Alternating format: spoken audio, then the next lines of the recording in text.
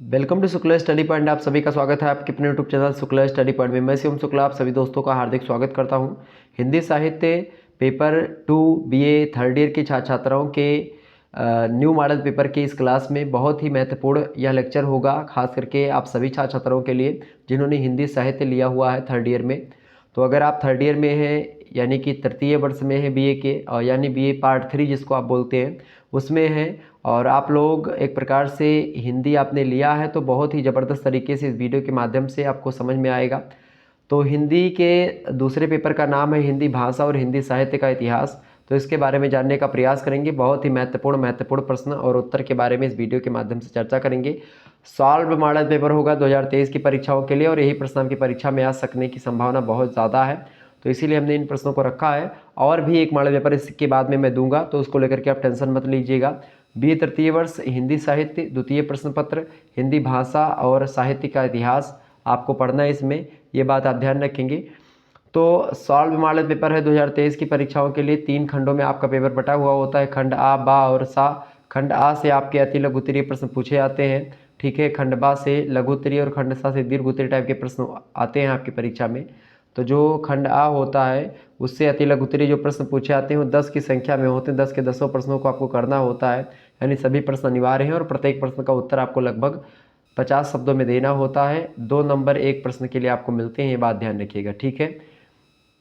पहला प्रश्न आपकी स्क्रीन पर आ चुका है। अपभ्रंश से विभिन्न भाषाओं का उद्भव बताएं। अपभ्रंश से आपको पता होगा, अपभ्रंश से कई प्रकार की भाषाओं का मतलब हिंदी में कई बोलियों का विकास हुआ है। तो वही यहाँ पर पूछा जा रहा है कि अपभ्रंश से किस प्रकार मतलब हिंदी और हिंदी से जुड़ी हुई जितनी बोलियाँ रही उनका विकास किस प्रकार से हुआ है। तो विभिन्न क्षेत्रीय अपभ्रंशों से आधुनिक भारतीय आर्य भाषाओं का उद्भव हुआ है, जिसे कि आप एक प्रकार से कई प्रकार के रूपों में देख सकते हैं। जैसे कि बात की जाए, सौर सेनी अपभ्रंश बड़ा फेमस अपभ्रंश है। सौर सेनी अपभ्रंश से खास करके हिंदी की बहुत बढ़िया बोली, जैसे कि बात की मतलब बहुत ही इंपॉर्टेंट बोली जो पश्चिमी बोली बोली जाती है हिंदी में, ठीक है, पश्चिमी बोली, ठीक है, यानी जिस खड़ी बोली के नज़दीक जो पड़ती, तो पश्चिमी बोली हो गई, यानी पश्चिमी हिंदी, राजस्थानी हिंदी, पहाड़ी हिंदी और गुजराती हिंदी। ये 4 जो एक प्रकार से जो बोलियां हैं हिंदी की, ये सौर सेनी अपभ्रंश से बनी हुई हैं, ठीक है, ये बात ध्यान रखिएगा। तो सौर सेनी अपभ्रंश से कौन कौन सी? पश्चिमी हिंदी, ओके, राजस्थानी हिंदी, पहाड़ी हिंदी और गुजराती हिंदी, ये बोलियां हैं हिंदी की जो कि सौर सेनी अपभ्रंश से निकली हैं, सौर सेनी अपभ्रंश से बनी है। मैं आपको बताऊं कि सबसे प्राचीन भाषा है खास करके संस्कृत भाषा, जिसको कहा भी गया कि भाषा सुमुख्या मधुरा दिव्या गीर्वाण भारती तस्या ही मधुरम काव्यम तस्मादयपि सुभाषितम। यानी भाषाओं में मुख्य है, मधुर है, देवबाड़ी कही जाती है संस्कृत, और इसमें जो एक प्रकार से छंद है, जो वाक्य हैं, बड़े ही मधुर हैं और बड़े ही सरल हैं, अच्छे तरीके से बोधगम्यता प्रदान होती है। अगर संस्कृत आप पढ़ते हैं तो बहुत अच्छे तरीके से समझ में आती है। तो बात की जाए अगर संस्कृत भाषा की, तो संस्कृत के बाद में संस्कृत से बनी पाली, पाली से बनी प्राकृत, प्राकृत से बनी अपभ्रंश, और अपभ्रंश से आप देखते हैं अपभ्रंश में कई कैटेगरी थी, जैसे सौर सेनी अपभ्रंश, कैकेय अपभ्रंश, टक अपभ्रंश, ब्राह्मण अपभ्रंश, महाराष्ट्रीय अपभ्रंश, मागधी अपभ्रंश और अर्धमागधी अपभ्रंश। तो इस प्रकार से कई प्रकार के अपभ्रंश रहे हैं। तो उन अपभ्रंश के कई पार्ट, जैसे हिंदी में कई बोलियां हैं, ऐसे अपभ्रंश में भी क्षेत्रीय विभिन्नता के हिसाब से आप देखिएगा तो अलग अलग स्थानों पर अलग अलग तरीके से अपभ्रंश भी बोला जाता रहा होगा। मतलब अपभ्रंश भाषा की भी एक प्रकार से अलग अलग क्षेत्रों में अलग अलग तरीके से एक प्रकार से भाषा बोली जाती रही होगी। तो अलग अलग क्षेत्र में अलग अलग जो अपभ्रंश था उसी से अलग अलग बोलियों का हिंदी के विकास हुआ है। तो वही प्रश्न यहाँ पर पूछा जा रहा है कि अपभ्रंश से विभिन्न भाषाओं का उद्भव कैसे हुआ है। तो अपभ्रंश में जो सौर सेनी अपभ्रंश है, इससे पश्चिमी हिंदी का विकास हुआ है, राजस्थानी हिंदी का, पहाड़ी हिंदी का और गुजराती हिंदी का। और दूसरा जो अपभ्रंश है उसका नाम है कैकेय अपभ्रंश। कैकेय अपभ्रंश की बात की जाए तो इससे लहंदा भाषा का एक प्रकार से उद्भव हुआ है। इसके अलावा बात की जाए टक, तो टक जो एक प्रकार से अपभ्रंश है, इससे पंजाबी भाषा का उद्भव हुआ है। और ब्राचट अपभ्रंश की बात की जाए तो ब्राचट अपभ्रंश से किसका हुआ है भाई? ब्राचट अपभ्रंश से सिंधी भाषा को, आपको पता होगा सिंधी भाषा का उद्भव हुआ है। इसके अलावा महाराष्ट्रीय अपभ्रंश से मराठी भाषा जो बोली जाती है उसका उद्भव हुआ है। इसके अलावा मागधी अपभ्रंश पड़ता है, बड़ा फेमस अपभ्रंश था और बड़े क्षेत्रों में बोला जाता है मागधी। तो मागधी अपभ्रंश से बिहारी यानी मगध का प्रांत जितना रहा आपका मागधी अपभ्रंश में, जैसे कि बिहारी हिंदी आती है आपकी, बंगाली हिंदी और उड़िया यानी उड़ीसा की जो भाषा है, और असमिया ये सब एक प्रकार से मागधी अपभ्रंश से उद्धृत भाषाएं हैं। और जो अपनी भाषा यानी कि जो खास करके अवधी भाषा है, पूर्वी हिंदी की जो भाषा है। अच्छा, पश्चिमी हिंदी में आपको बता दूं कई बोलियां होती हैं, ठीक है, ये बात आप ध्यान रखिएगा। पश्चिमी हिंदी में तो पूर्वी हिंदी में एक प्रकार से अर्धमागधी भाषा से पूर्वी हिंदी का एक प्रकार से उद्भव हुआ है अर्धमागधी अपभ्रंश से। तो पूर्वी हिंदी के भी एक प्रकार से आपको बता दूं 3 बोलियां होती हैं, अवधी, बघेली, छत्तीसगढ़ी। अवधी, बघेली, छत्तीसगढ़ी पूर्वी हिंदी की बोलियां हैं। तो पूर्वी हिंदी की बोली किस अपभ्रंश से बनी है? तो अर्धमागधी अपभ्रंश से बनी है, ये बात आप ध्यान रखिएगा। तो इस प्रकार से हमने आपको बता दिया हर एक भाषाओं के बारे में, इसके उद्भव और विकास के बारे में। अगला प्रश्न आपका है, दूसरा नंबर प्रश्न आप देखिएगा, रचनात्मक भाषा या मानक हिंदी किसे कहते हैं? फटाफट से आप बताने का प्रयास करेंगे। रचनात्मक भाषा या मानक हिंदी। तो रचनात्मक भाषा की अगर बात की जाए तो आपको पता होगा कि रचनात्मक भाषा जो होती है इसी को मानक हिंदी या मानक भाषा भी बोला जाता है। और ख़ास करके हिंदी एक उच्च कोटि के साहित्य सृजन की भाषा है और इसमें साहित्य की सभी विधाओं की रचनाएं सराहनीय ढंग से की जा रही हैं। और साहित्य हिंदी का अपना एक स्वरूप है और ख़ास करके इसको मानक हिंदी भी कहा जाता है। और व्याकरणिक नियमों में बंद करके एक रूपता को विशेष महत्व देने वाली मानक भाषा जो होती है वही मानक भाषा वही कहलाती है, जो कि एक प्रकार से व्याकरणिक नियमों में बंद करके एक रूपता को प्रदर्शित करती है। तो हिंदी के संबंध में मानकता का प्रश्न उठाना इसलिए ज़रूरी होता है क्योंकि यह बहुत ही विस्तृत क्षेत्र की भाषा है हिंदी। क्योंकि आप देखिएगा बिहार पूरे राज्य में, मतलब पूरे बिहार में, उत्तर प्रदेश में पूरा, राजस्थान में, दिल्ली में, हिमाचल प्रदेश में, हरियाणा में, इन सभी प्रदेशों में आप देखिएगा हिंदी भाषा ही बोली जाती है पूर्ण रूप से। तो स्वाभाविक है कि इन प्रदेशों की बोलियां खास करके इसे प्रभावित करती हैं और इसी प्रभाव के कारण से हिंदी की 5 उपभाषाएं मानी जाती हैं। और 5 उपभाषाओं में पहली जो एक प्रकार से बोली है पूर्वी हिंदी है, पूर्वी हिंदी की भाषा है। अच्छा, पूर्वी हिंदी में अवधी, बघेली, छत्तीसगढ़ी आपकी आ जाती है। इसके बाद में आपका आता है पश्चिमी हिंदी, ठीक है, और तीसरी आपकी आती है बिहारी हिंदी, ठीक है, और चौथी आती है आपकी राजस्थानी हिंदी और 5वीं आती है आपकी पहाड़ी हिंदी। तो इन सभी क्षेत्रीय तत्वों को अपने में समाहित करते हुए व्याकरणिक एक रूपता वाली भाषा ही मानक भाषा कही जाती है और इसको ही रचनात्मक भाषा बोलते हैं। मानक भाषा के लिए यह भी आवश्यक होता है मेरे भैया कि इसके बहुत बड़े परिक्षेत्र के लोग इसे बोलने और लिखने में समानता बनाए रखें, तो उसको हम मानक भाषा बोलते हैं। मानक शब्द का अर्थ होता है शुद्ध, अर्थात जिसको अंग्रेजी में पेवर बोलते हैं। तो शुद्ध मानक माने होता है शुद्ध या उच्च या स्टैंडर्ड जिसको आप बोलते हैं, या पारनिष्ठित, ठीक है। तो इस प्रकार की भाषा हिंदी के बारे में कहा जाता है। तो मानक हिंदी यही होती है जो शुद्ध हो, पारनिष्ठित हो, ठीक है, उच्च भाषा हो, अच्छी भाषा हो। डॉक्टर भोलानाथ तिवारी भाषाविद हैं और बड़े अच्छे तरीके से वो मानक भाषा के बारे में कहते हैं।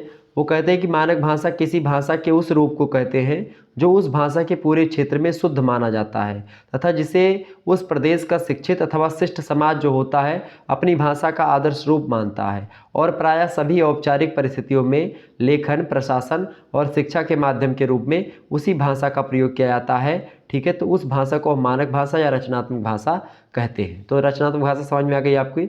डॉक्टर हरदेव बाहरी भी मानक भाषा को परिभाषित करते हैं और कहते हैं कि मानक या आदर्श का जो चयन होता है उसे समाज के द्वारा, विशेषतः शिक्षित समाज के द्वारा स्वीकृत किया जाता है। जो पढ़ा लिखा समाज होता है, जो भाषा बोलता है वो मानक भाषा होती है। बोलचाल में प्रयोग करता है, लिखित में भी वही भाषा हो। लिखित रूप अधिक महत्वपूर्ण होता है खास करके मानकीकरण के लिए, तो क्योंकि इसमें समानता और एक रूपता का निर्वाह भली भांति होता है, तो इस प्रकार से इसको मानक भाषा कहते हैं। कुल मिलाकर के शिक्षित समाज के द्वारा स्वीकृत और प्रशासन और शिक्षा का जो माध्यम होता है अगर जिस भाषा में होता है तो उसी भाषा को हम रचनात्मक भाषा या मानक भाषा कहते हैं। क्लियर हो गई बातें। तो ये होगा आपका दूसरा प्रश्न का उत्तर। अगला प्रश्न आप देखिएगा, अगला प्रश्न है राजभाषा और राष्ट्रभाषा के बारे में बताएं। राजभाषा और राष्ट्रभाषा के बारे में प्रश्न आपसे पूछा गया, बहुत ही महत्वपूर्ण प्रश्न है। राजभाषा किसे कहते हैं भाई? राजभाषा की बात की जाए तो राजभाषा जो होती है यह देश के राजकीय कार्यों में प्रयुक्त होती है। और भारत की राजभाषा क्या है? भारत की राजभाषा हिंदी है, राष्ट्रभाषा हिंदी नहीं है, ये बात ध्यान रखिएगा। भारत की कोई राष्ट्रभाषा नहीं है, भारत की राज्य भाषा है वो हिंदी है, ठीक है। तो राजकीय कार्यों में जिस भाषा का प्रयोग होता है उसको हम क्या बोलते हैं? उसी को बोलते हैं खास करके राजभाषा। और इसको राजभाषा को अंग्रेजी में बोलते हैं ऑफिशियल लैंग्वेज, ठीक है। तो राजकीय कार्यालयों में जिस भाषा का प्रयोग होता हो, या राजा के कोई आज्ञा पत्र उसने राजा ने, यानी कि राजा मतलब कि मुख्यमंत्री या एक प्रकार से प्रधानमंत्री के द्वारा कोई अगर प्रपत्र जारी किया जा रहा हो नियम कायदे का, तो राज्य के लिए एक प्रकार से वो जो चीज़ें होती हैं, वो राजाज्ञा जो दी जाती हैं, वो भी जिस भाषा में दी जाती है वो भी राजभाषा होती है।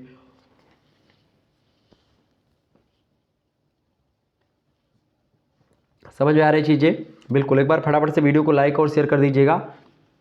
तो प्रत्येक स्वतंत्र राष्ट्र की राष्ट्रभाषा ही प्रायः उसकी राजभाषा होती है, और क्योंकि उसी के माध्यम से वहाँ का राजकाज चलता है, तो कहीं ना कहीं पे राजकीय कार्यालयों में और लेखों में और पत्र व्यवहारों में जिस भाषा का प्रयोग होता है उसी को हम राजभाषा कहते हैं, उसी को हम ऑफिशियल लैंग्वेज कहते हैं। कार्यालयों में एक कार्यालय का दूसरे कार्यालय में पत्र लिखा गया सरकारी कार्यालय के बीच में, तो उस जिस भाषा का प्रयोग किया गया वो राजभाषा कहलाती है। ये बात ध्यान रखिएगा, ठीक है। और भारतीय संविधान के अनुसार हिंदी भारत की राजभाषा है, और भारतीय संविधान के अनुच्छेद 343 से 351 के बीच में हिंदी राजभाषा के रूप में स्वीकृत है। और यह केंद्र के कामकाज की भाषा होने के साथ साथ कुछ राज्यों की भी भाषा है, जिसके बारे में मैंने आपको बताया था। लगभग आप देखिएगा हिंदी जो है बिहार, उत्तर प्रदेश और राजस्थान, हिमाचल प्रदेश, उत्तराखंड वगैरह में भी आप देखिएगा, बिहार में, ठीक है, तो यहाँ सब बोली जाती है हिंदी। तो वास्तव में राजभाषा शब्द जो है अंग्रेजी के स्टेट लैंग्वेज का हिंदी रूपांतरण, और किसी भी देश की राजभाषा वही हो सकती है जो पूरे राष्ट्र की संपर्क भाषा होती है। तो निश्चित तौर पर हिंदी जो है वो क्या है, वो राजभाषा है, ठीक है। समझ में आ रही चीज़ें? तो राजभाषा एक प्रकार से हिंदी है, ये चीज़ क्लियर हो गई। तो शासन में जिन भाषा का प्रयोग करते हैं, विधान में, न्यायपालिका में, कार्यपालिका में, तो जिस शासन, विधान, कार्यपालिका, न्यायपालिका, इन सभी में जिस भाषा का प्रयोग करेंगे उस भाषा को हम राजभाषा कहते हैं, ठीक है। ये बात आप ध्यान रखिएगा। अच्छा, डॉक्टर रामविलास शर्मा राजभाषा के चुनाव और प्रयोग की व्याख्या करते हुए कहते हैं कि किसी भी बहुजातीय देश में केंद्रीय भाषा के लिए या तो कोई एक भाषा चुनी जाएगी, या शिक्षित जनों को वे सभी भाषाएं सीखनी होंगी जिनमें केंद्रीय राजकाज होगा, और छोटे देशों में एक से अधिक राजभाषाएं रखना संभव है। भारत जैसे बहुजातीय देश में यह संभव नहीं है, ठीक है। तो कुल मिलाकर के राजभाषा मतलब कि जो ऑफिशियल लैंग्वेज होती है, जो कार्यालय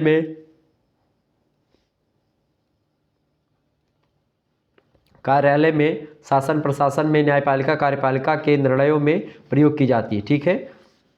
अच्छा, राजभाषा की राजकीय और जन स्वीकृति को लेकर के डॉक्टर भोलानाथ तिवारी कहते हैं कि राजभाषा वह है जिसका प्रयोग राज्य के कामों में होता है, ठीक है। तो राजभाषा के बारे में प्रोफेसर देवेंद्र शर्मा अपना विचार प्रकट करते हैं। वो कहते हैं कि राजभाषा का प्रयोग मुख्यतः 4 क्षेत्रों में होता है: शासन में, विधान में, कानून बनाने में, और न्यायपालिका में और कार्यपालिका में। इन 4 क्षेत्रों में, यानी शासन में, विधान माने कानून बनाने में, न्यायपालिका में निर्णय सुनाने में, कार्यपालिका में, ये सभी भाषा का प्रयोग होता है। वो होती है आपकी राष्ट्रभाषा मतलब राजभाषा।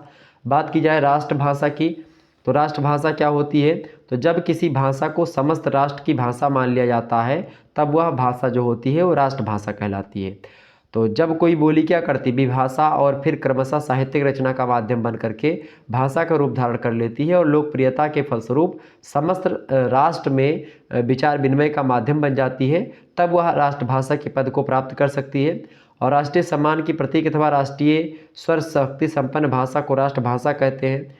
राष्ट्रभाषा जो होती है किसी भी देश की अक्षय निधि होती है, और परिनिष्ठित भाषा का जो स्थान या सम्मान क्षेत्रीय बोलियों में होता है, वही सम्मान राष्ट्रभाषा का संपूर्ण राष्ट्र की बोलियों और उपभाषाओं में होता है। राष्ट्रीय उत्सवों में, राजनयिक गतिविधियों में राष्ट्रभाषा का स्थान आदरणीय होता है। और जिस प्रकार से आप देखते हैं राष्ट्रगान, राष्ट्रीय ध्वज, राष्ट्रीय व्यक्तित्व, राष्ट्रीय स्मारक एवं राष्ट्रीय गौरव के प्रत्येक इतिहास और संस्कृति का आदर किया जाता है, उसी प्रकार से राष्ट्रभाषा का भी एक अपना महत्व होता है। और एक प्रकार से आप देखेंगे राष्ट्र अनेक क्षेत्रों और प्रांतों में बटा हुआ होता है, तो अलग अलग प्रांतों की, अलग अलग राज्यों की अलग अलग भाषा होती है, बोलियां होती है। तो ये एक प्रकार से जब पूरे देश में जो भाषा बोली जाती विचार विनिमय का माध्यम है, तो उसको राष्ट्रभाषा बोलते हैं। राष्ट्रभाषा की परिभाषा को देखते हुए डॉक्टर भोलानाथ तिवारी जी कहते हैं कि जो है वो कहते हैं कि ऐसी ही समृद्ध और सर्वस्वीकृत भाषा को राष्ट्रभाषा का अभिधान प्रदान करते हैं। जब कोई बोली आदर्श भाषा बनने के बाद भी उन्नत हो करके और भी महत्वपूर्ण बन जाती है तथा पूरे राष्ट्र या देश में अन्य भाषा क्षेत्र तथा अन्य भाषा परिवार क्षेत्र में भी उसका प्रयोग सार्वजनिक हो जाता है, सार्वजनिक कामों में प्रयोग में लाया जाता है, तो वह भाषा राष्ट्रभाषा के पद पर आसीन हो सकती है। और सबसे विडंबना की बात यह है कि भाई भारत की कोई राष्ट्रभाषा है ही नहीं, हिंदी भारत की राष्ट्रभाषा नहीं है, वो ऑफिशियल लैंग्वेज है, राजभाषा है। ठीक है, ये बात ध्यान रखिए। डॉक्टर राधिका प्रसाद त्रिपाठी राष्ट्रभाषा के संदर्भ में कहते हैं कि राष्ट्रभाषा उस भाषा को कहते हैं जो किसी राष्ट्र की आशा, आकांक्षा, परंपरा और सांस्कृतिक मूल्यों की अभिव्यक्ति करती है, या किसी सरकार की स्वीकृति की मोहताज नहीं होती राष्ट्रभाषा। ठीक है, ये बात ध्यान रखिएगा। तो किसी भी देश की राष्ट्रभाषा वही भाषा हो सकती है जिसमें खास करके देश के सभी निवासी समान रूप से समझ सकते हों, उसको बोल सकते हों। और हिंदी भाषा का एक लंबा इतिहास रहा है, या 11वीं शताब्दी में मतलब उसी से किसी न किसी रूप में महत्व की भाषा रही है। और भारत के अधिकांश भागों में खास करके आप देखते हैं हिंदी बोली जाती रही है। आप देखिएगा हिंदी के बारे में मतलब राष्ट्रभाषा की विशेषताओं के बारे में कई बातें आप लिख सकते हैं एग्जाम में। अगर एग्जाम में दीर्घ उत्तरीय प्रश्न पूछा आता है तो आप आसानी से बहुत ही कंटेंट मैं आपको बता रहा हूँ ताकि आपको समझ में आ जाए, क्योंकि यहाँ से प्रश्न आपका आता रहता है। ठीक है, सबसे पहली बात, अमलदारों के लिए वह भाषा सरल होनी, यानी जो भाषा बोलने वाले हो उनको सरल लगनी चाहिए। ठीक है, भाषा वो राष्ट्रभाषा होती है। दूसरी बात, उस भाषा के द्वारा भारतवर्ष का आपसी धार्मिक, आर्थिक और राजनीतिक समन्वय होना चाहिए, तब उस भाषा को राष्ट्रभाषा बोला जाएगा। तीसरी विशेषता ये है कि यह जरूरी है कि भारत के बहुत से लोग उसे बोलते हों, तो तभी वो भाषा राष्ट्रभाषा होगी। चौथी बात यह है कि राष्ट्र के लिए वह भाषा आसान होनी चाहिए, तभी वह भाषा राष्ट्रभाषा होगी। और पांचवी बात यह है कि उस भाषा पर विचार करते समय किसी क्षणिक या अल्प अस्थायी बात पर जोर नहीं देना चाहिए। तो ये तमाम प्रकार की विशेषताएं हैं जो कि एक प्रकार से राष्ट्रभाषा के संदर्भ में है। अगला क्वेश्चन आप देखिएगा, चौथा नंबर प्रश्न आपकी स्क्रीन पर आ चुका है। हिंदी का शब्द समूह बताएं।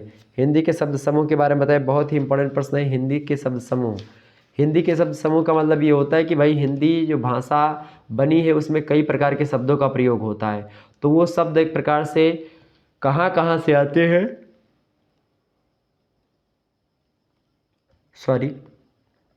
तो शब्द किस किस भाषा के हुए, चूँकि अलग अलग भाषा के शब्द आते हैं, तो वो किस किस प्रकार के भाषा के शब्द हैं और कैसे उसको हम समझ सकते हैं।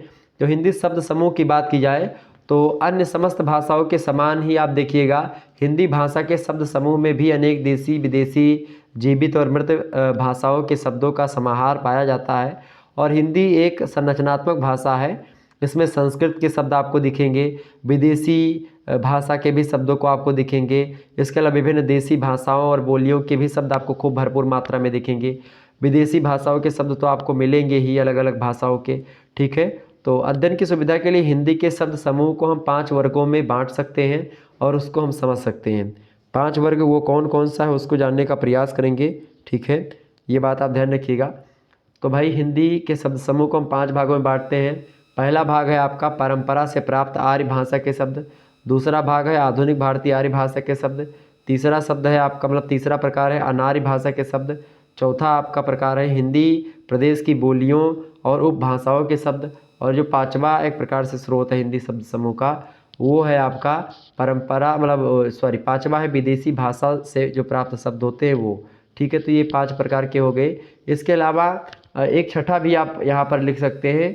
कुछ ऐसे शब्द होते हैं जो कि 2 भाषाओं के योग से मिलकर के बनते हैं जिनको आप संकर शब्द कहते हैं। ठीक है, ये बात ध्यान रखिए। जैसे कि रेल और गाड़ी, गाड़ी हिंदी शब्द है, रेल अंग्रेजी शब्द है, तो मिलकर के बन गया रेलगाड़ी। ठीक है, तो सबसे पहला मैंने क्या बताया था आपको, परंपरा से प्राप्त खास करके आर्य भाषा के शब्द, तो ये आपको दीर्घ उत्तरीय प्रश्न देखने को मिल सकता है, इसलिए मैं इसको थोड़ा सा जो है विस्तार से बताने का प्रयास करूंगा ताकि आप आसानी से समझ सकें इस प्रश्न के बारे में।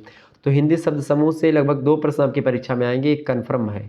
ठीक है, तो खास करके हिंदी शब्द समूह की बात की तो जो परंपरा से प्राप्त आर्य भाषा के शब्द हैं इसकी अगर बात की जाए तो आप देखते भारतीय आर्य भाषा में नाम आता है खास करके संस्कृत का, पाली का, प्राकृत का और अपभ्रंश का। तो इसकी वंश परंपरा में होने के कारण से इसमें यानी हिंदी में इन भाषाओं के बहुत से शब्द ग्रहण किए गए हैं, जो कि शब्द लंबी विकास यात्रा में परिवर्तित होकर के आप देखते हैं कुछ रूप थोड़ा सा बदल गया जरूर है, उन्हें तद्भव कहते हैं। और जो अपने मूल रूप में ही अभी बने हुए हैं उनको तत्सम कहते हैं। जिन शब्दों के मूल रूप का पता लगाना अब संभव नहीं रह गया है उनको हम देशज शब्द के नाम से जानते हैं। तो इस प्रकार से अगर बात की जाए परंपरा से प्राप्त जो आर्य भाषा के शब्द हैं उनमें मुख्य रूप से 3 वर्गों में हम उन शब्दों को बांट सकते हैं। पहला शब्द है आपका तत्सम शब्द। तत्सम शब्द का मतलब होता है, तत्सम शब्द जो है 2 शब्दों से मिलकर के बना है, तत् और सम। तो आपसे तत्सम शब्द के बारे में परिभाषा पूछ सकता है, तो तत् और सम 2 शब्दों से मिलकर के बना तत्सम शब्द।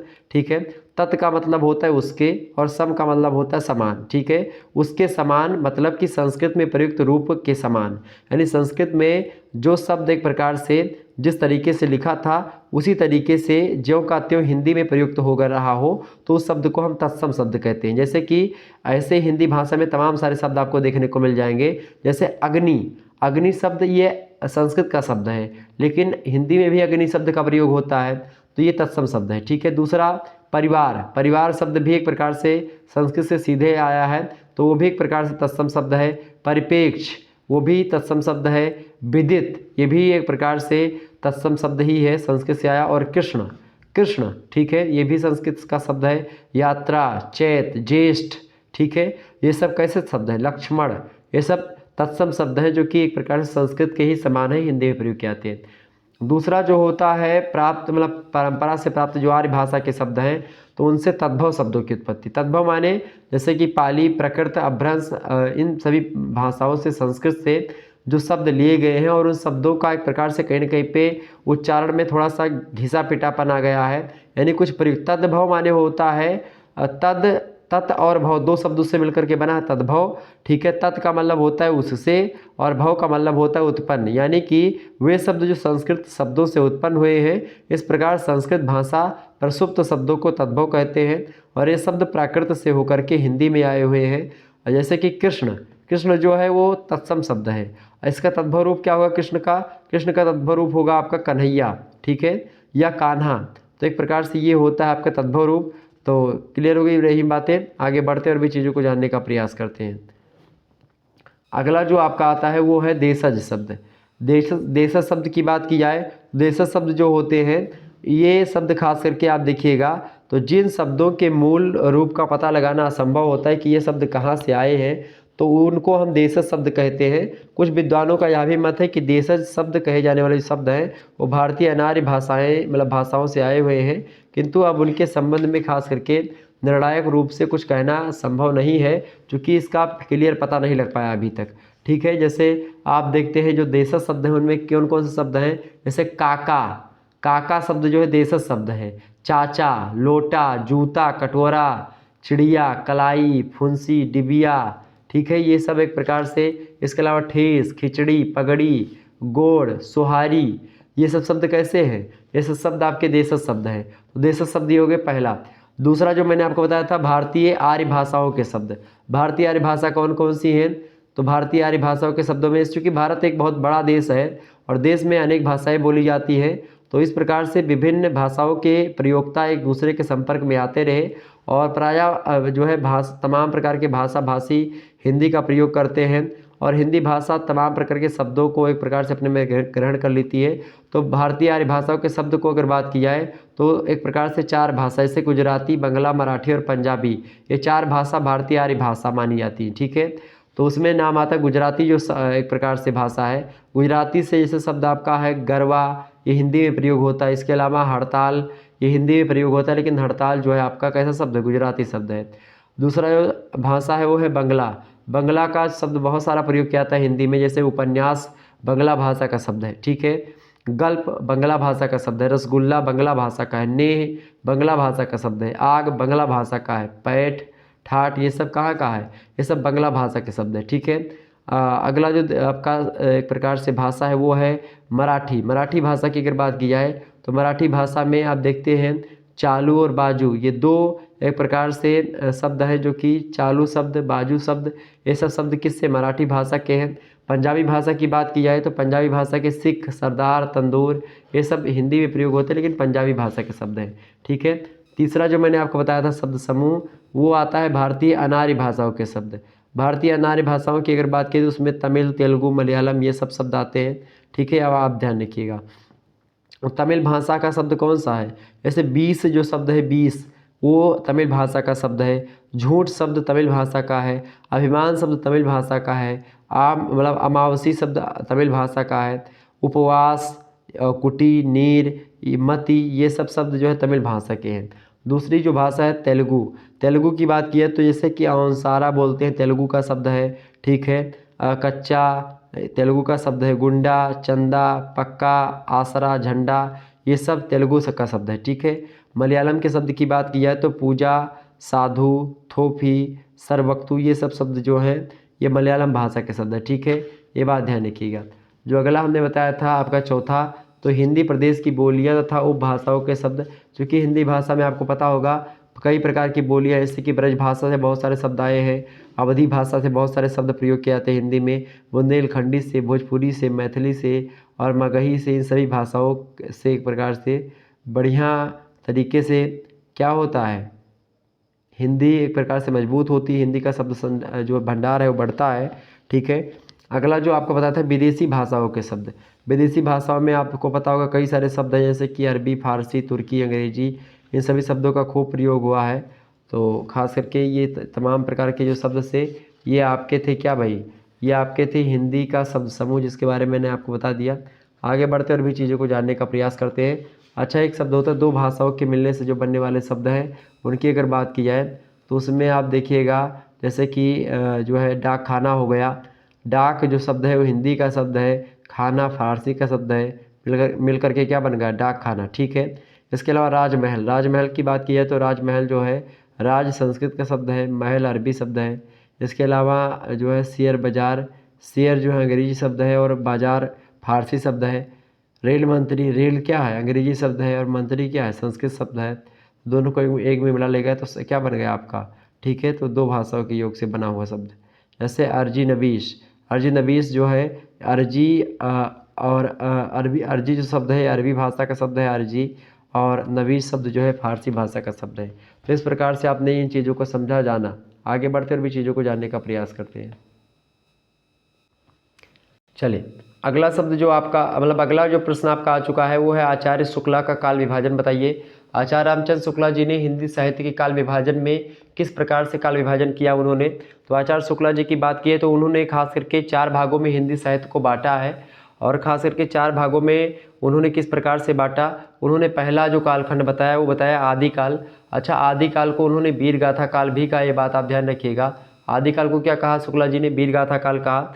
और 1050 संबत 1050 से लेकर के संबत 1375 विक्रमी तक जो है ये आदिकाल की समय सीमा उन्होंने बताई है। अच्छा, इसको अगर सन में कन्वर्ट करना है तो कैसे करेंगे, तो 1050 से आप 57 घटा देंगे तो आपको एक प्रकार से सन में निकल आएगा। ठीक है, ये बात ध्यान रखिएगा। तो एक प्रकार से यहाँ पर 10 में से 7 गए, कितना बचेगा, 3 बचेगा। यहाँ पर 14 में से 5 गए, कितना बचेगा, 9, और यहाँ पर 9, 993 से उन्होंने स्टार्ट माना है, ये बात ध्यान रखिएगा।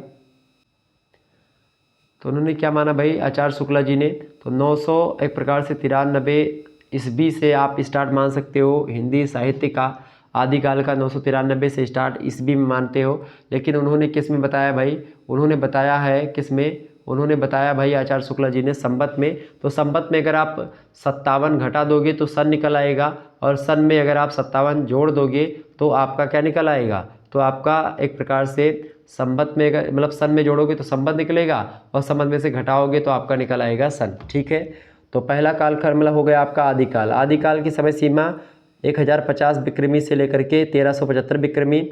दूसरा जो कालखंड है वो कौन सा है, उन्होंने कहा कि पूर्व मध्यकाल।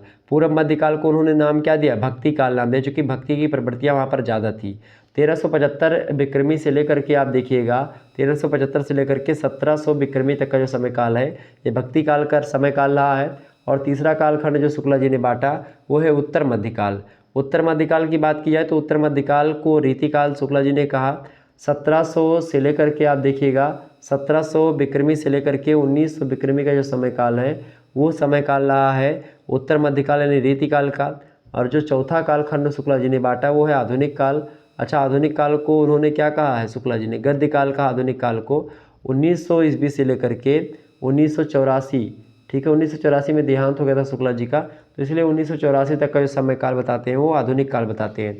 तो इस प्रकार से आप देखते हैं ये एक प्रकार से एक प्रकार से ये बहुत ही वैज्ञानिक ढंग का काल विभाजन रहा था शुक्ला जी का। और आचार्य रामचंद्र शुक्ला जी ने काल विभाजन की दृष्टि से सर्वप्रथम उल्लेखनीय प्रयास किया और उनका कहना है कि हिंदी साहित्य का विवेचन करने में यह बात ध्यान रखनी एक प्रकार से होगी कि विशेष समय में लोगों में रुचि विशेष का संचार और पोषण किधर से और किस प्रकार हुआ, ठीक है। और इन सभी चीज़ों को ध्यान में करके वैज्ञानिक काल विभाजन प्रस्तुत किया। हिंदी साहित्य का सबसे पहला इतिहास लिखने का काम किया इन्होंने, ठीक है, मतलब सबसे पहला वैज्ञानिक इतिहास हिंदी साहित्य का इन्होंने ही लिखा है, ठीक है। वैसे तो सबसे पहले जो है किसने लिखना प्रारंभ किया था? गारसा तासी ने लिखना प्रारंभ किया था। उसके बाद में शिव सिंह सेंगर ने लिखा, फिर डॉक्टर जॉर्ज ग्रियर्सन ने लिखा, ठीक है। और उसके बाद में आप देखते हैं ग्रियर्सन के बाद में नाम आता है किसका भाई? मिश्र बंधुओं ने लिखा, मिश्र बंधुओं ने भी लिखा है। और उसके बाद में आप देखते हैं शुक्ला जी ने लिखा, जो कि सबसे बेस्ट माना जाता है। और उनकी किताब अगर हिंदी साहित्य आप पढ़ते हैं, एमए करना चाहते हैं, तो हिंदी साहित्य का इतिहास आपके पास ज़रूर होना चाहिए शुक्ला जी का, ठीक है। आगे बढ़ते हैं। तो शुक्ला जी का काल विभाजन था। अगला प्रश्न आप देखिएगा, राम भक्ति शाखा, मतलब राम भक्ति काव्य की 5 विशेषताएं बताइए। फटाफट से आप बताने का प्रयास करेंगे। राम भक्ति शाखा के बारे में आपसे पूछ रहा है, फटाफट से आप बताने का प्रयास करेंगे कैसे, इसका करेक्ट आंसर कौन सा सही होगा। राम भक्ति काव्य की बात की जाए तो हिंदी साहित्य के में भक्ति काल की अगर बात की जाए तो भक्ति काल को 2 काल में बांटा गया है। भक्ति काल की जो एक प्रकार कालखंड है, भक्ति काल में 2 चीज़ें थी। एक तो भाई निर्गुण पंथ था, यानी कि निर्गुण उपासन, निर्गुण काव्य धारा, और एक थी सगुण काव्य धारा। निर्गुण काव्य धारा में एक थी आपकी ज्ञानाश्रयी, एक थी प्रेमाश्रयी। सगुण में थी कृष्ण भक्ति शाखा और एक राम भक्ति शाखा। तो प्रश्न क्या है? राम भक्ति शाखा के बारे में। अच्छा, निर्गुण जो थे उसमें जो सूफी मत थे उसमें मलिक मोहम्मद जायसी, शेख निसार, कुतुबन मंझन, इन सभी का नाम आता है। और ख़ास करके निर्गुण धर्म की, मतलब कि निर्गुण ब्रह्म की उपासना में खास करके सबसे बेस्ट नाम जो आता है वो ज्ञानाश्रय के प्रवर्तक तो कबीर दास जी का नाम आता है। बड़े फेमस विद्वान है, ठीक है। और वो समाज सुधारक पहले हैं और कभी बाद में है कबीर दास, ठीक है। और दूसरे जो एक प्रकार से खंड है भक्ति काल में वो है साकार भक्ति, यानी कि जिसमें राम भक्त शाखा और कृष्ण भक्त शाखा। कृष्ण भक्त शाखा सूरदास जी, वल्लभाचार्य, विट्ठलनाथ और अष्टछाव के कवि, तमाम सारे मतलब 8 कवि, इन लोगों ने एक प्रकार से इसको आगे बढ़ाया। जबकि बात की जाए राम भक्त शाखा की तो आपको पता होगा रामानंद और तुलसीदास जी का नाम आप लोगों ने सुना होगा। गोस्वामी बाबा ने इसको आगे बढ़ाया राम भक्ति शाखा को। तो प्रश्न वही आपसे पूछा जा रहा है कि राम भक्ति काव्य की 5 विशेषताएं बताइए। राम भक्ति काव्य की बात की जाए तो इसमें खास करके आप देखिएगा मर्यादा पुरुषोत्तम भगवान श्री रामचंद्र के शील, शक्ति, सौंदर्य से मंडित अलौकिक व्यक्तित्व के विविध रूपों ने जनमानस को प्रागैतिहासिक युग से लेकर के आधुनिक युग तक आकृष्ट किया। और राम काव्य परंपरा के उद्भव और विकास का अनुशीलन करने वाले विद्वानों के मतानुसार राम जो थे वो उत्तर वैदिक काल के दिव्य पुरुष हैं। ऋग्वेद में राम का उल्लेख प्रतापी, यजमान तथा वनवासी के रूप में हुआ है। डॉक्टर कामिल बुल्के के अनुसार वेदों में राम का तात्पर्य दशरथ पुत्र राम नहीं अपितु अन्य व्यक्तियों से है। और उपलब्ध प्रमाणों के आधार पर वाल्मीकि रामायण को आदि काव्य मान करके राम कथा का मूल स्रोत स्वीकार किया जाता है। और उसका रचना काल लगभग 11वीं शताब्दी ईसा पूर्व से लेकर के 3री शताब्दी ईसा पूर्व के बीच में माना जाता है वाल्मीकि कृत रामायण की रचना, ठीक है। ये बात आप ध्यान रखिएगा। तो उसी भगवान श्री रामचंद्र के गुणगान पर राम भक्ति शाखा टिकी हुई है, ठीक है। और इसमें तुलसीदास जी की सबसे ज़बरदस्त विशेषता रही है। अब प्रश्न क्या है? 5 विशेषताएं राम भक्ति शाखा की। तो पहली विशेषता है भाई भक्ति की प्रधानता थी इसमें। आपको पता होगा शंकराचार्य के अद्वैतवाद में भक्ति के समयक प्रसार के निमित्त एक दृढ़ आधार लाने के लिए रामानुजाचार्य ने विशिष्टाद्वैतवाद की स्थापना करी और कहा कि चित्त विशिष्ट ब्रह्म के ही अंश और समस्त संसारी जीव हैं, वे उसी से उत्पन्न होते हैं और उसी में लीन हो जाते हैं। और भक्ति के द्वारा जीव को ईश्वर के समीप या ईश्वर का समीप लाभ करने का प्रयत्न करना ही सबसे बड़ा पुरुषार्थ होता है। तो कुल मिलाकर के उसमें मतलब क्या किया गया भाई? इसमें क्या किया गया? जो है इसकी पहली विशेषता क्या बताई हमने, भक्ति की प्रधानता रही है। पहली विशेषता क्या है राम भक्त सागर की, भक्ति की प्रधानता है। तुलसीदास जी भी कहते हैं वो राम की भक्ति खास करके निर्गुण और सगुण दोनों रूपों में करते हैं। वो कहते हैं कि सगुण ही अगुण ही नहीं कछु भेदा, सगुण ही अगुण ही मतलब कि अवगुण ही नहीं कुछ भेदा, गावहि मुनि पुराण बुध वेदा। एक प्रकार से सगुण और निर्गुण में कोई भेद नहीं, कोई अंतर नहीं है, सब एक प्रकार से अपने अपने हिसाब से भगवान को मानते हैं। ठीक है। और एक प्रकार से उन्होंने यह भी कहा कि सुनत लखन सुत नयन बिनु, रसना बिनु रस लेत, और बस नासिका बिन लहाय परसय बिना निर्बिंद। यानी राम भक्त कवियों में एक विशेष बात यह भी दिखाई पड़ती है कि वे अन्य देवी देवताओं के प्रति उदार होते हुए भी राम के प्रति एक निष्ठ भक्ति रखते हैं। यानी सभी देवी देवताओं का सम्मान तो है, लेकिन राम को एक भगवान श्री राम को एक प्रभुत्व प्राप्त है। ठीक है, ये बात ध्यान रखिएगा। तुलसीदास जी कहते हैं कि एक भरोसो एक बल एक आस विश्वास, एक राम घनश्याम हित एक राम घनश्याम हित चातक तुलसी दास। तो इस प्रकार से वो कहते हैं। तो कहीं ना कहीं पे यही एक निष्ठता और भी आगे पदों में आप देख सकते हैं तुलसी के, जैसे कि जाऊ कहाँ तज चरण तुम्हारे, काको नाम पतित पावन जग कहीं यत दीन पियारे। तो ये एक प्रकार से राम भक्ति शाखा के बारे में ये भक्ति की प्रधानता रही है। दूसरी विशेषता ये है मेरे प्यारे दोस्तों, 5 विशेषताएं पूछी गई है। दूसरी विशेषता है कि राम की सर्वव्यापकता है। तुलसी और अन्य राम भक्त कवियों की एक सबसे बड़ी विशेषता यह है कि इनके राम जो है हर जगह हर रूप में विद्यमान है, कण कण में विद्यमान है। और राम के ऐसे रूप को प्रस्तुत करने मतलब करके इन कवियों ने एक ओर तो नाथ पंथियों के प्रभाव को नष्ट होती हुई जनमानस की विश्वासमयी सामाजिक वृत्तियों को पुनः पल्लवित किया, और दूसरी ओर राम कथा के विविध प्रसंगों के माध्यम से राजनीतिक, सामाजिक और पारिवारिक जीवन के आदर्शों को जनता के सामने प्रस्तुत करके श्रृंखलित हिंदू समाज को समाज को एक प्रकार से क्या किया, पुनः केंद्रित किया, समाज को एक प्रकार से इकट्ठा किया। जो समाज बट रहा था उस समाज को इकट्ठा किया। और ख़ास करके आप देखते हैं भक्ति भावना निर्गुण भक्तों की ज्ञान योगमयी भावना की ही भांति रहस्यमयी नहीं है, वह सीधी है, सरल है, साध्य है, और इनके राम कण कण में व्याप्त है। वे सभी के लिए उसी प्रकार सुलभ है जिस प्रकार अन्न और जल सुलभ है सभी व्यक्तियों को, उसी प्रकार से भगवान राम हर व्यक्ति से मिल सकते हैं। ठीक है, और सुलभ है उनका दर्शन पाना। चूँकि कहा गया कि भाई कलयुग केवल राम अधारा, सुमिर सुमिर नर उतरे पारा, तुलसीदास जी ने ही कहा है, ये बात ध्यान रखिएगा। इसके अलावा निगम अगम साहब सुगम, राम संचली चाह, अम्बो असन अवलोकियत, सुलभ सबह जग माह। तो ये दूसरी विशेषता। तीसरी विशेषता क्या लिखेंगे आप, लोक मंगल की भावना। सबसे बड़ी भावना, जो सबसे ज़बरदस्त चीज़ है, लोक मंगल की भावना है राम भक्त कवियों में। ये बात आप ध्यान रखिएगा। राम भक्त कवियों की भावना मूलतः लोक मंगल और समाज कल्याण से प्रेरित है। जिस समय समसामयिक निर्णय कवि संसार की आसरता का वर्णन कर रहे थे और कृष्ण भक्त कवि अपने आराध्य के मधुर रूप का आलंबन ग्रहण करके जीवन को जगत में व्याप्त नैराश्य को दूर करने का प्रयास कर रहे थे, उसी समय इन कवियों ने मर्यादा पुरुषोत्तम प्रभु श्री रामचंद्र के शील शक्ति सौंदर्य से सम्मिलित अद्भुत रूप का गुणगान करके लोक मंगल की साधनावस्था का पथ एक प्रकार से प्रशस्त किया। ये बात ध्यान रखिएगा। और ख़ास करके आप देखते हैं कि लोक मंगल की भावना के कारण से तुलसी जो है ब्राह्मण और शूद्र को गले मिलवाते भी हैं कि राम सखा बरबस ऋषि भेटा, जन मह लुठत स्नेह समेटा। ठीक है, ये बात ध्यान रखिएगा।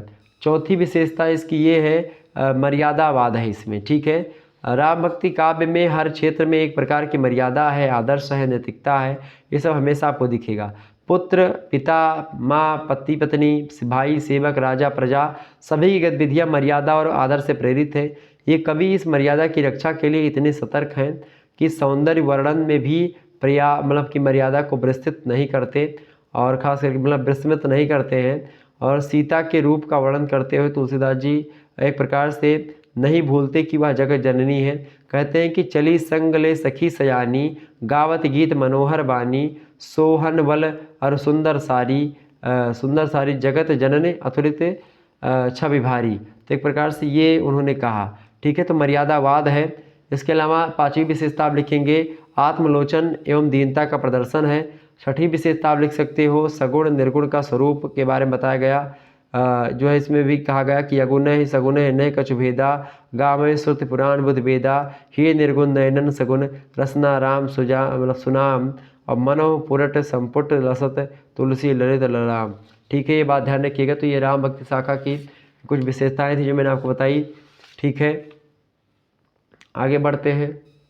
श्रृंगारिकता और सौंदर्य चित्रण भी इसमें आपको दिखाई पड़ेगा। तत्कालीन समाज का चित्रण भी किया गया है। ठीक है, राम भक्ति काव्य में। अगला क्वेश्चन आप देखिएगा, 7वां नंबर प्रश्न है, किन्हीं 5 रीति सिद्ध कवियों के नाम बताइए। फटाफट से आप बताने का प्रयास करेंगे। बहुत ही महत्वपूर्ण प्रश्न है आपकी परीक्षा की दृष्टि से, सभी लोग बताने का प्रयास करेंगे। किन्हीं 5 रीति सिद्ध कवियों के नाम बताइए। तो 5 रीति सिद्ध कवियों के नाम कौन कौन से, फटाफट से आप बताने का प्रयास करेंगे। रीति सिद्ध, रीतिबद्ध और रीति मुक्त। रीति काल की एक प्रकार से 4 एक प्रकार मतलब कि 3 भागों में रीति काव्य को हम बांटते हैं। पहला कौन सा है आपका भाई? पहला है रीतिबद्ध, दूसरा है रीति मुक्त और तीसरा है रीति सिद्ध। रीतिबद्ध का मतलब होता है ऐसे रचनाकार जो कि एक प्रकार से रीति में बंध करके रचनाएं लिख रहे थे, लक्षण और एक प्रकार से इस प्रकार के ग्रंथ लिख रहे थे। तो और वहीं दूसरी ओर आप देखिएगा, जो रीति मुक्त विचारधारा से थे वो रीतियों से एक प्रकार से बिल्कुल परे एक प्रकार से साठ खेल रहे थे। सॉरी,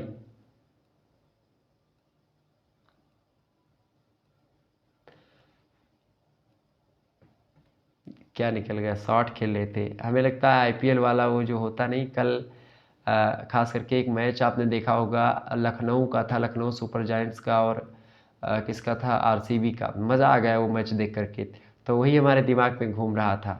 ठीक है, मैं आपको पढ़ा रहा था कि भाई 5 रीति सिद्ध कवियों के नाम। तो एक तरफ जो रीतिबद्ध कवि हैं जिसके बारे में आपको बता रहा था कि भाई वो रीतियों में बंध करके रचनाएं लिखते थे, वही रीति सिद्ध कवि जो रीति मुक्त कवि थे, रीतियों से मुक्त होकर के अलंकार लक्षण इस प्रकार के ग्रंथ नहीं लिख रहे थे।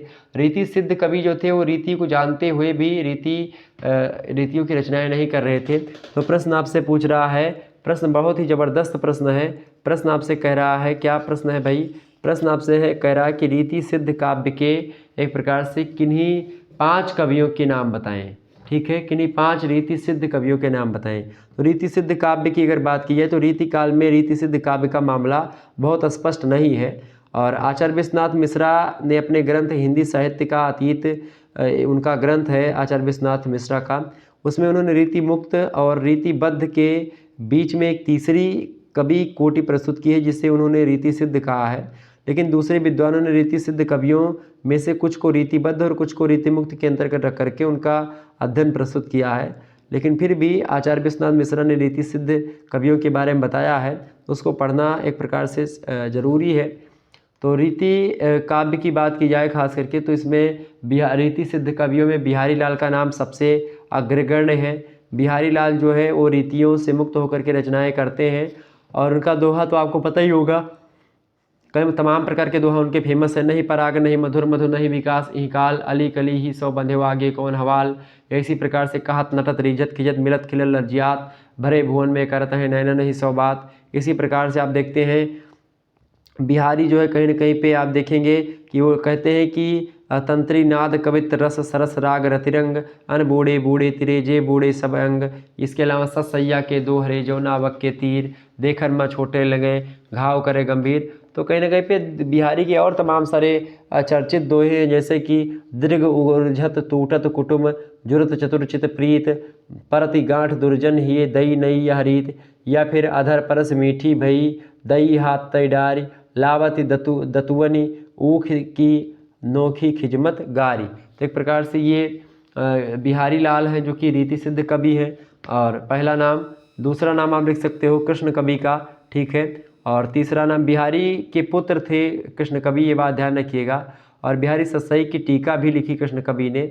और इनकी कविताओं की भाषा सरल है, प्रवाहपूर्ण है और अलंकारों का प्रयोग कहीं न कहीं पे सायास नहीं किया इन्होंने। और बिहारी के दोहों के आधार पर सवैये लिखे और इनकी रचनाओं में इनकी सहृदयता और रचना कौशल का सहज प्रमाण मिल जाता है कृष्ण कवि का। तो बिहारी के पुत्र थे, तो रीति सिद्ध से बिहारी भी थे और ये भी थे उनके पुत्र, ये बात ध्यान रखिएगा। ओके, और तीसरे जो रचनाकार हैं रीति सिद्ध के, उनका नाम है रसनिधि। रसनिधि का पूरा नाम है पृथ्वी सिंह। ठीक है, ये बात ध्यान रखिएगा। और ये दतिया के जमींदार थे ओके। और इन्होंने रतन हजारा नामक दोहों का एक संग्रह तैयार किया था और इनके दोहों पर बिहारी का प्रभाव दिखाई पड़ता है, ये बात ध्यान रखिएगा। इनका दोहा जो एक प्रकार से बड़ा फेमस है वो है कि अद्भुत गति यह प्रेम की, बैनन कही न जाए, दरस भूख लागय दृगन, भूख ही देत भगाए, चतुर चितेरे तुम सभी, लिखत न ये ठहराए, कलम छुअत कर आंगुरी, कटी कटाछन जाए, ये रस निधि है। चौथे विद्वान हैं आपके, उनका नाम है हठजी। हठजी भी रीति सिद्ध कवि है। नृप शंभु पांचवा लिख लीजिएगा, वो भी रीति सिद्ध कवि। इसके अलावा निवाज, राम सहाय, ये सब भी रीति सिद्ध कवि हैं, ये बात ध्यान रखिएगा। पजनेस, बेनी बाजपेयी, दिजदेव, ठीक है। रीतिमुक्त काव्य धारा के कौन कौन से कवि हैं भाई, उनके बारे में पूछा जाए तो क्या लिखेंगे?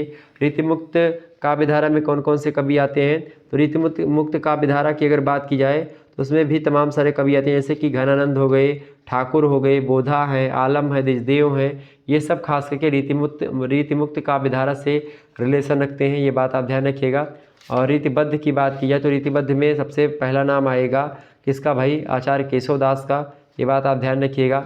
ओके, आचार्य केशवदास हो गए, वो एक प्रकार से रीतिबद्ध काव्य परंपरा से जुड़े रहे हैं। ओके, ये बात आप ध्यान रखिएगा, समझ रहे हैं ना चीज़ें को।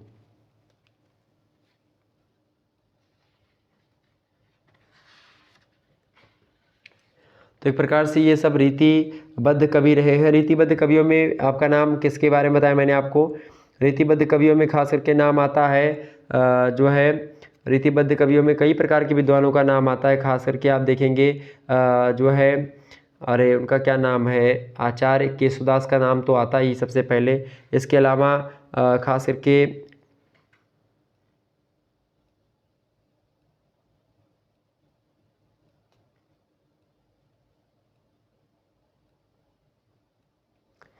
डॉक्टर नगेंद्र जो हैं, जितने भी सिद्ध कवि हैं उनको रीतिबद्ध कवि भी स्वीकार कर लेते बहुत सारे, ठीक है, ये बात आप ध्यान रखिएगा।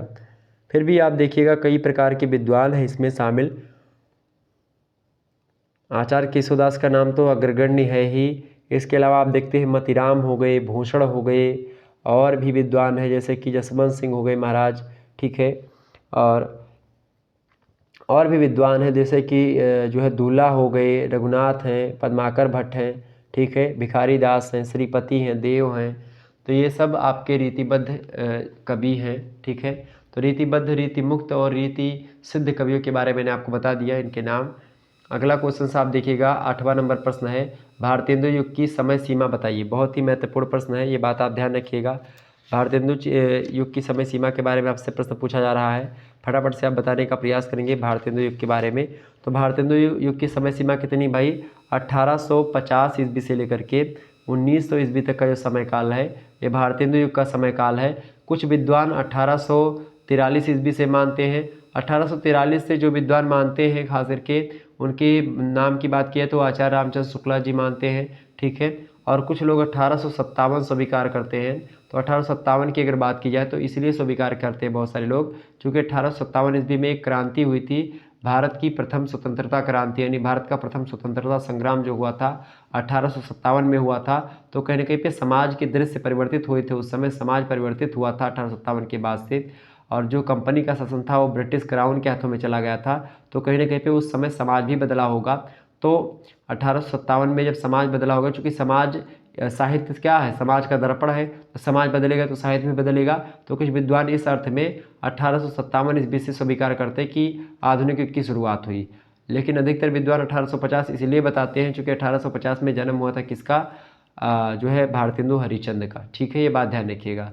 और भारतेंदु हरिश्चंद्र जी बहुत विद्वान आदमी है, बहुत ज़्यादा इनके एक प्रकार से ये कविताएं भी लिखते थे, ठीक है। और ख़ास करके इनकी रचनाएं भी बहुत सारी हैं जो कि फेमस हैं, आपको पता होगा। तो खास करके भारतेंदु युग की बात की तो इसको नवजागरण या पुनर्जागरण काल के नाम से भी जानते हैं। और भारतेंदु युगीन कविता एक संक्रमण के दौर से गुजर रही थी और उस समय परंपरागत रीतकालीन कविता की नायिका भेद वाली प्रवृत्तियाँ, श्रृंगारिकता, भक्ति भावना और प्रकृति चित्रण से संबंधित रचनाएं भी कहीं न कहीं पे लिखी जा रही थी।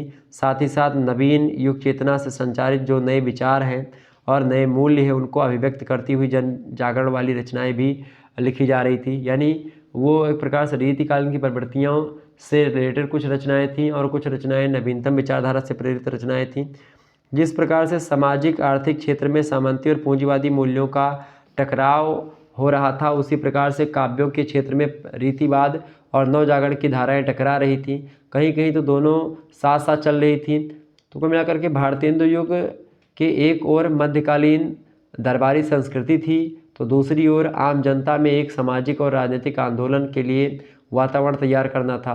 तो साहित्य में आप देखते हैं कि देश के बढ़ते असंतोष को व्यक्त करना, कहीं न कहीं पे मतलब असंतोष को व्यक्त करना, भरना था सदियों से चले आते समाज की हड्डियों में बसे हुए सामंती कुसंस्कारों से भी एक प्रकार से मोर्चा लेना था। तो कुल मिलाकर के भारतेंदु युग में आप देखते हैं जो कविताएं लिखी जा रही थी वो अभी भी ब्रज भाषा में लिखी जा रही थी। और भारतेंदु युग में जितने भी एक प्रकार से जो गद्य लिखे जा रहे थे, चूँकि गद्य काल की शुरुआत भी यहीं से मानी जाती है, ठीक है, नाटक लिखे जा रहे थे या फिर अन्य चीज़ें जो लिखी जा रही थी। इसके बाद में आप देखते हैं कि तमाम प्रकार की चीज़ें जो लिखी जा रही थी, तो उसमें आप देखेंगे कि भारतेंदु युग में जो गद्य की चीज़ें थीं वह खड़ी बोली में लिखी जा रही थी, लेकिन खड़ी बोली का परिमार्जित रूप या परिष्कृत रूप अभी भी नहीं था। और इसकी कई सारी विशेषताएं भी हैं, खास करके भारतेंदु युग की श्रृंगारिकता पर भी चीज़ें लिखी जा रही थी। भक्ति भावना को लेकर के भी रचनाएं आपको मिलती हैं, जैसे भारतेंदु हरिश्चंद्र ही कहते हैं कि सांझ सवेरे पंछी सब क्या कहते हैं, कुछ तेरा है, हम सब एक दिन उड़ जाएंगे, यह दिन चार बसेरा मतलब कि चार बसेरा है। तो ये भारतेंदु हरिश्चंद्र कहते हैं। प्रताप नारायण मिश्रा इसी युग के लेखक हैं, भारतेंदु युग के ही। वो कहते हैं कि साधो मनुजवा मतलब साधो मनुआ अजब दीवाना, माया मोह जन्म के ठगिया, तिनके रूप भुलाना। प्रताप नारायण मिश्रा कहते हैं। राधा कृष्ण दास कहते हैं कि प्रभु हो पुण्य भूतल पर अवतरिए, अपने या प्यारे भारत के पुण्य दुख दारिद हरिए। ये भक्ति भावना एक प्रकार से दिखाई पड़ेगी। इसके अलावा प्रकृति चित्रण भी भारतेंदु युग में आपको दिखेगा, समस्या पूर्ति भी आपको दिखेगी, ठीक है, और राज भक्ति और देशभक्ति भी आपको दिखाई पड़ेगी। समस्या पूर्ति आप देखिएगा, समस्या पूर्ति में ऐसे क्या होता है कि भाई जो है प्रेमघन कहते हैं कि बगियान बसंत बसेरे कियो, बसिए तेहि त्यागी तपाई ये ना, दिन काम कुतूहल के जो बने, तेहि बीच वियोग बुलाइए ना। घन प्रेम बढ़ाए कि प्रेम अहो, बिथा बारी वृथा बरसाइए ना, और चित चैत की चांदनी चाह भरी, चर्चा चलिबे को चलाइए ना। तो एक प्रकार से ये चीज़ें जो है इसकी मतलब दो लाइनें जो होंगी वो प्रश्न करेंगी ऊपर वाली, और नीचे की दो लाइनें जो होंगी उत्तर बताएंगी। ही समस्या पूर्ति है। राजभक्ति और देशभक्ति के भी चीज़ें लिखी गई, जैसे कि आप देखते हैं भाषा के बारे में भी भारतेंदु जी ने लिखा। इसके अलावा ये सब विशेषतः राष्ट्रीय चेतना पर चीज़ें लिखी जा रही थी, सामाजिक समस्याओं का चित्रण भी किया गया था, ठीक है। ये बात जो है कहते हैं भारतेंदु हरिश्चंद्र जी भारत की दुर्दशा को देख करके कि रोवो सब मिल आवो भाई, आओ भारत भाई, हा हा भारत दुर्दशा न देखी जाए। तो एक प्रकार से 1857 के बारे में कुछ चीज़ें थी जो मैंने आपको बता दिया, ठीक है।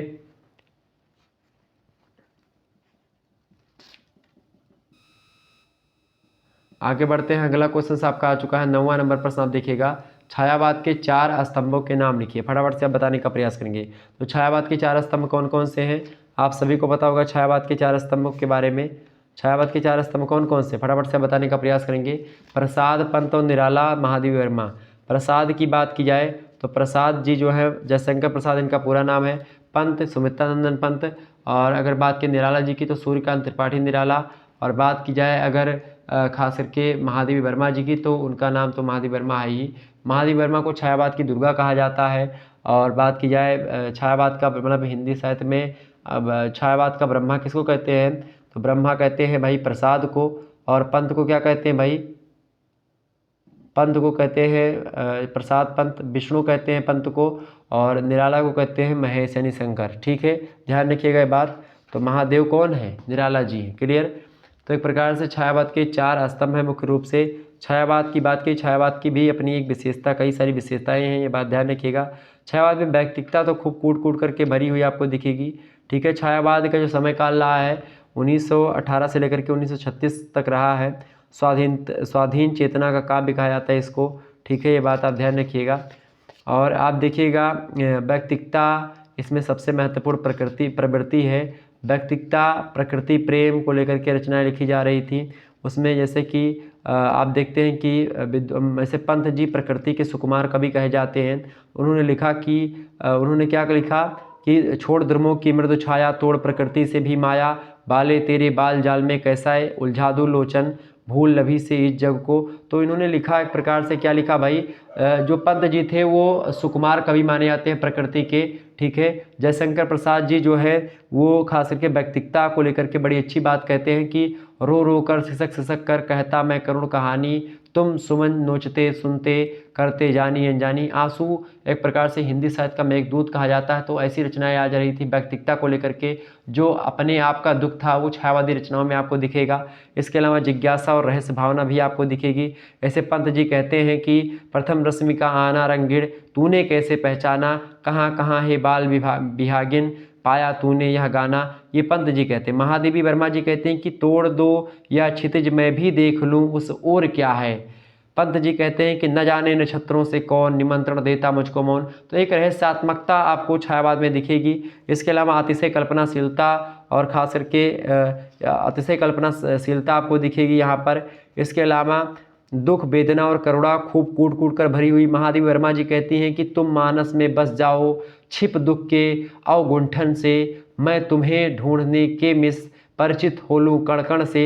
महादेवी जी कहती हैं कि क्या अमरों का लोक मिलेगा तेरी करुणा का उपहार, रहने दो हे देव अरे यह मेरा मिटने का अधिकार। तो कहीं ना कहीं पे बहुत दुख भरी एक प्रकार से व्यथा आपको दिखाई पड़ेगी छायावाद में। पूरे पलायन और अतीत के प्रति भी मोह दिखाई पड़ेगा, ठीक है। और नारी के प्रति नवीन दृष्टिकोण भी दिखाई आपको पड़ेगा। पंत जी कहते हैं नारी के प्रति दृष्टिकोण अपनाते हुए कि तुम्हारे छूने में था प्राण, संग में पावन गंगा स्नान, तुम्हारी बाणी में कल्याण, त्रिवेणी की लहरों में गान। ये पंत जी कहते हैं, ठीक है। प्रसाद जी कहते हैं कि नारी तुम केवल श्रद्धा हो, विश्वास रजत नग पगतल में, नीर स्रोत सी बहा करो जीवन के सुंदर समतल में, ठीक है। और निराला जी कहते हैं कि वह तोड़ती पत्थर इलाहाबाद के पथ पर। तो एक प्रकार से मैंने उसे देखा इलाहाबाद के पथ पर, तो कहीं ना कहीं पे वह तोड़ती पत्थर कविता ही है। तो इसमें निराला जी कहते हैं। इसके अलावा प्रसाद जी कहते हैं श्रद्धा मनु को कर्म के लिए प्रेरित करती है, तब उस समय का प्रसंग है।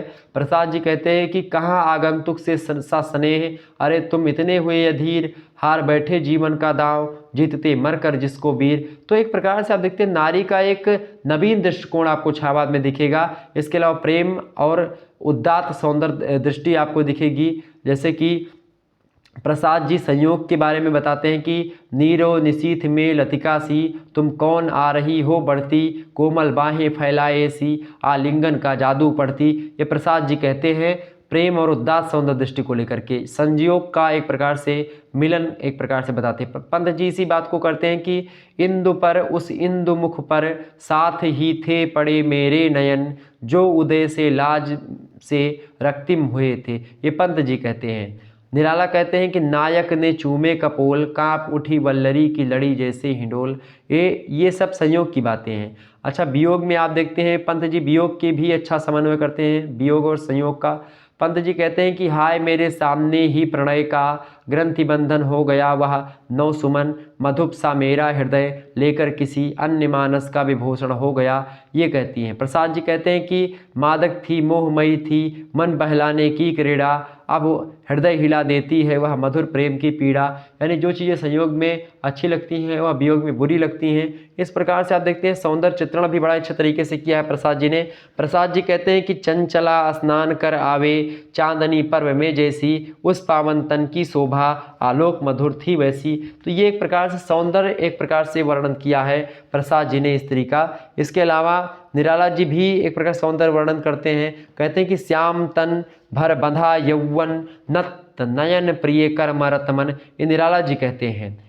प्रसाद जी कहते हैं कि हृदय की अनुकृति वाहि उदार, एक लंबी काया उन्मुक्त, मधुपवन क्रीडित ज्यों से सुशाल सुशोभित हो सौरभ संयुक्त। तो कहीं ना कहीं पे आप देखते हैं कई प्रकार की चीज़ें आपको छायावाद में दिखेंगी। तो ये सब ध्यान रखें, छायावाद की प्रवृत्तियाँ मैंने आपको बता डाली।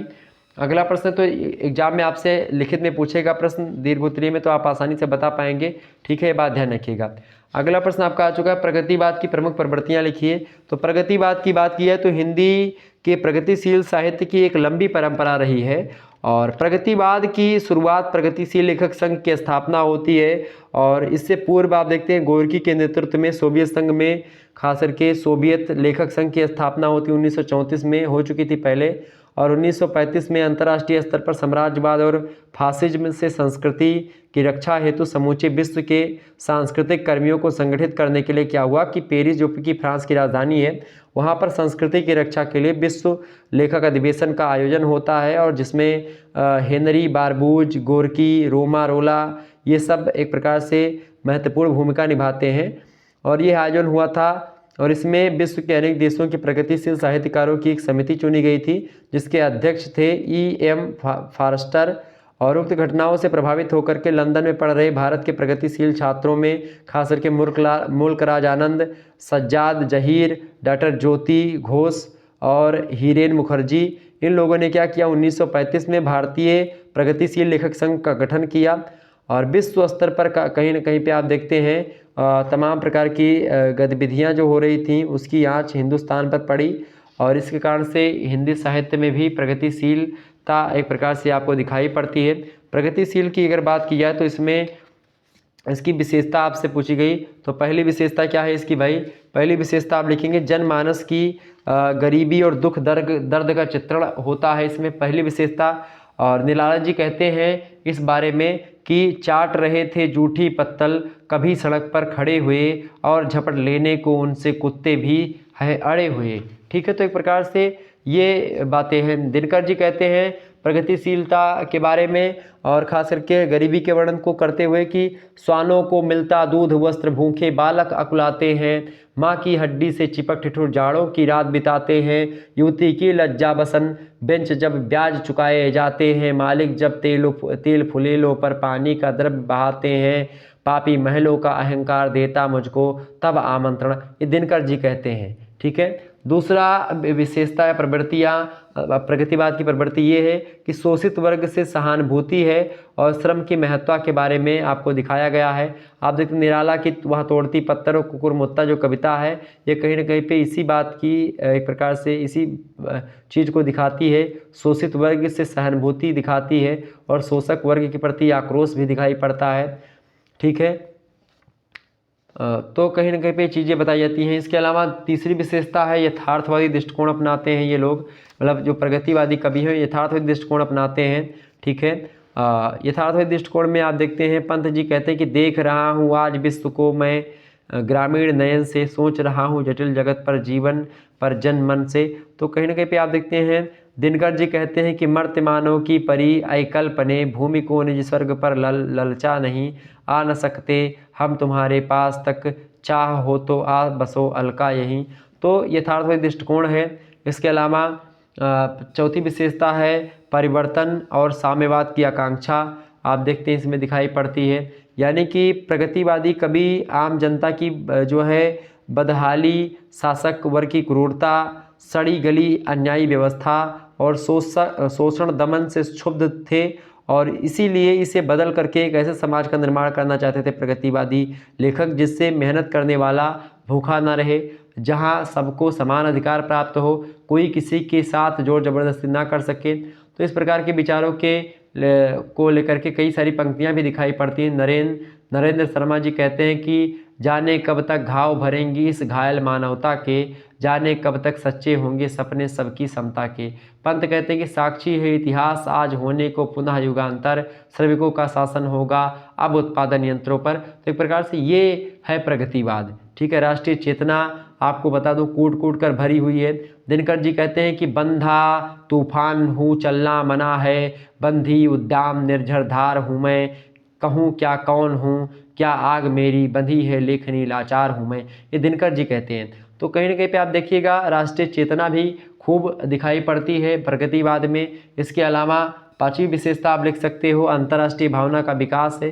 प्रगतिवादी कवियों की दृष्टि जो थी वो वैज्ञानिक दृष्टि थी और वे अध्ययनशील थे, चिंतनशील थे और वे अपने देश खास करके अपने देश के साथ पूरी दुनिया की घटनाओं पर भी नज़र रखते थे और वह अच्छी तरह जानते थे, जो प्रगतिवादी कवि हैं, कि विश्व में कहीं भी यदि कोई बड़ी घटना होती है तो भारत पर भी उसका प्रभाव किसी न किसी रूप में अवश्य पड़ता है।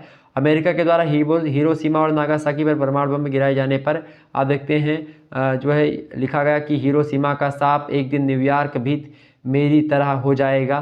तो ये देखिएगा कि कहीं ना कहीं पे अंतर्राष्ट्रीय भावना का भी विकास इसमें दिखाई पड़ता है। छठी विशेषता आप लिख सकते हो, शक्ति और संघर्ष पर बल दिया है प्रगतिवादी कवियों ने।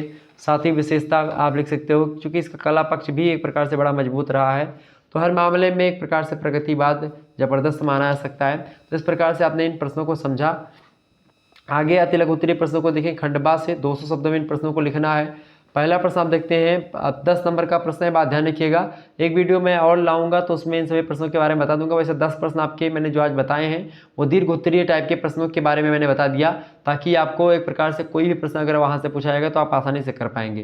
पहला प्रश्न, नई कविता की प्रमुख प्रवृत्तियों पर प्रकाश डालिए, पढ़ लीजिएगा, बहुत महत्वपूर्ण है।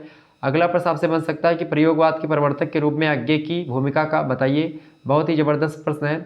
वहीं अगला प्रश्न आप देखिएगा, दूसरा प्रश्न आपके इस एग्जाम में आ सकता है, संपर्क भाषा अथवा संचार भाषा पर टिप्पणी कीजिए, अथवा करके हिंदी की तत्सम और तद्भव शब्दावली पर का परिचय दीजिए, इसके बारे में बता ही दिया है।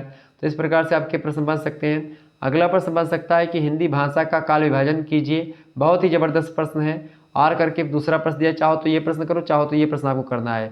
भाषा और बोली में क्या अंतर है, बहुत महत्वपूर्ण प्रश्न, रट लीजिएगा। 2022 वाला मॉडल पेपर उठा करके देख लीजिएगा, उसमें मैंने इन सभी प्रश्नों के उत्तर को बताया हुआ, तो आप वहाँ से इन प्रश्नों के उत्तर को देख सकते हैं। अगला क्वेश्चन आपकी स्क्रीन पर आ चुका है, सभी लोग देखिएगा। प्रश्न आपका क्या है भाई? प्रश्न आपका है कि वीरगाथा काल के प्रमुख कवियों एवं उनकी रचनाओं का नामोल्लेख कीजिए, बहुत ही जबरदस्त प्रश्न है। वहीं आर करके अगला प्रश्न आपको दिया गया है, भक्ति काल की प्रमुख विशेषताएं बताइए। तो ये सारे प्रश्न बहुत ही महत्वपूर्ण हैं। अगला क्वेश्चन है, छायावाद के प्रवर्तक का नाम बताइए तथा 5 विशेषताओं का उल्लेख कीजिए छायावाद के बारे में। और छायावाद के प्रवर्तक का नाम जयशंकर प्रसाद आप लिख सकते हो, और 5 विशेषताओं के बारे में मैंने आपको ऑलरेडी बता रखा है। आर करके आपको प्रश्न दिया, द्विवेदी युग की काव्य प्रवृत्तियों का परिचय दीजिए, मोस्ट इंपॉर्टेंट प्रश्न, पढ़ लीजिएगा। अगला प्रश्न मैं आपको यहाँ पर एक बात बता दूँ कि भाई आपको बस विशेषताओं को पढ़ लेना, विभिन्न विद्वानों के द्वारा जो दी गई विशेषताएं हैं और मतलब जो प्रवृत्तियां विभिन्न कालखंडों की, उनको पढ़ लीजिएगा, आपका काम हो जाना है। और हिंदी भाषा में जो प्रश्न मैंने दिया है उनको तैयार कर लीजिएगा, बस ठीक है। देखिए केवल 2 प्रश्न करने होते हैं। खंड 7 से आपको 5 शब्दों में इन प्रश्नों के उत्तर को आपको लिखना है, ठीक है। पहला प्रश्न आप देखिएगा और 15 नंबर का प्रश्न है, ठीक है। 2 प्रश्न केवल करने हैं 5 प्रश्नों में से। अगला प्रश्न आपका है कि हिंदी साहित्य इतिहास के काल विभाजन और नामकरण पर प्रकाश डालिए, बहुत ही जबरदस्त प्रश्न है। अगला प्रश्न आपसे बन सकता है एग्जाम में कि संत मत से आप क्या समझते हैं, इसका विवेचन करते हुए संत काव्य की प्रमुख विशेषताओं पर प्रकाश डालिए, ये प्रश्न आ सकता है। या फिर एक प्रश्न आपका आ सकता है कि हिंदी साहित्य में भक्ति काल हिंदी साहित्य का स्वर्ण युग क्यों कहा जाता है, इसके बारे में बताएं, ठीक है। तो ये प्रश्न भी आपका इंपॉर्टेंट है, आ सकता है, क्योंकि हर बार परीक्षा में पूछा गया है। अगला प्रश्न, हिंदी भाषा के उद्भव और विकास पर प्रकाश डालिए, बहुत ही जबरदस्त प्रश्न है। और वही अगला प्रश्न आपसे बन सकता है एग्जाम में कि भाषा के विविध रूपों पर सारगर्भित निबंध लिखिए। और नेक्स्ट क्वेश्चन से राष्ट्रभाषा हिंदी की प्रमुख समस्याओं का उल्लेख कीजिए और इन समस्याओं का समाधान कैसे करेंगे, युक्ति युक्त उत्तर दीजिए। तो इस प्रकार से कई सारे प्रश्न आपकी परीक्षा की दृष्टि से बहुत ही महत्वपूर्ण है। आप इन प्रश्नों को पढ़ लीजिएगा, बहुत ही इंपॉर्टेंट है और आपकी परीक्षा में यही प्रश्न आपके आ सकते हैं। तो इन प्रश्नों को आप तैयार कर लीजिएगा। ओके, धन्यवाद, मिलते हैं नेक्स्ट वीडियो में, तब तक के लिए जय हिंद जय भारत। आप सभी का बहुत बहुत धन्यवाद हमारे साथ जुड़ने के लिए। इसी प्रकार से अपना प्यार हमेशा बनाए रखिएगा, बहुत बहुत धन्यवाद। ठीक है, good night, I love you, बहुत बहुत धन्यवाद, बहुत बहुत धन्यवाद।